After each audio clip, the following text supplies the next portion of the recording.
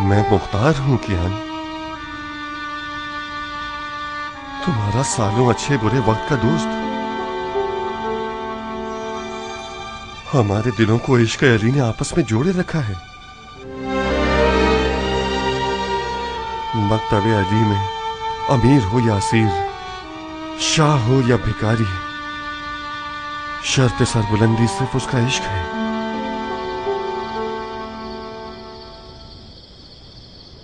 तुम्हारी बहुत याद आ रही थी तो चला आया। खुशामदीद मुख्तार।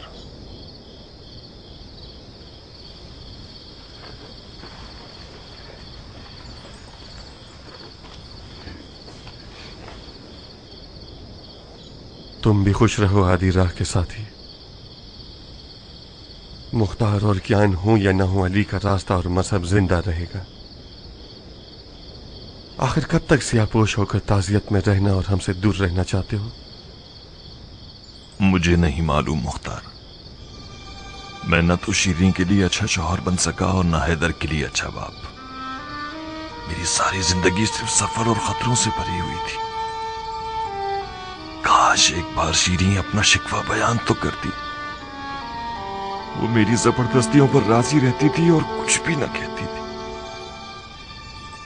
मैं इस बात पे कुड़ना हूं कि शीरीन और हैदर को बेबसी में मारा गया, यहां तक कि किसी ने उनकी चीख भी नहीं सुनी।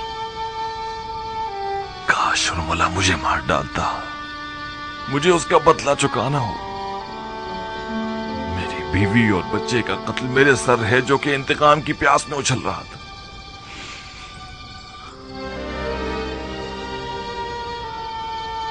रास्ते की हकानियत पर शक वहां तक सही है जब तक ये कुफ्र तक न ले जाए। क्या तुम्हारे घर वाले मौला हुसैन के घर वालों से ज्यादा बेकस थे? जो जुल्म तुम पर हुआ वो हमारे मौला हुसैन पर होने वाले जुल्म के सामने सूरज को चिराग दिखाने के बराबर है। जो भी इस राह में जितना ज्यादा मुकर्रब होगा वो ज्यादा मुसीबतें उठाएगा। खुदा की कसम, अगर सालों जो हम साथ मिलकर जुल्म और जूर से लड़े हैं, अगर एक बार भी मुझे तुमसे रश्क हुआ है तो वो यही होगा कि तुमने बीवी और बच्चे का दाग देखा और मुख्तार ने नहीं देखा। तुम इस वक्त हम सबसे ज्यादा मौला हुसैन से नजदीक हो। तुम्हारा दिल कैसे मानता है, तुम्हारा दिल कैसे मानता है कि रास्ता मुड़ के चले जाओ जालिम?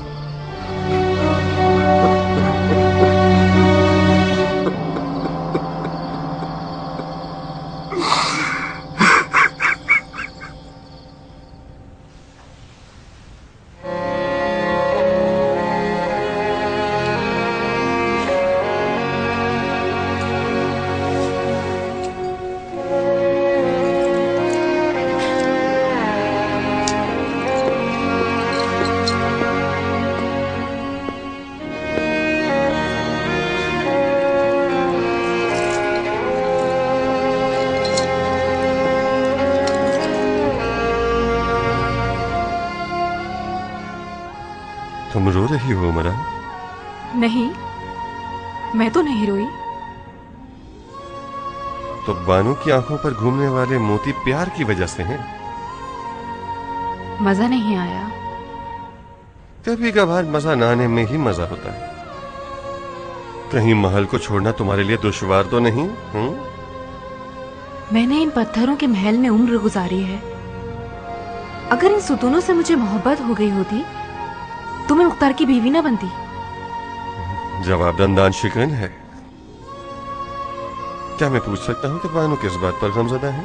मुझे याद आ रहा है, सर भी याद आ रहा है मुझे।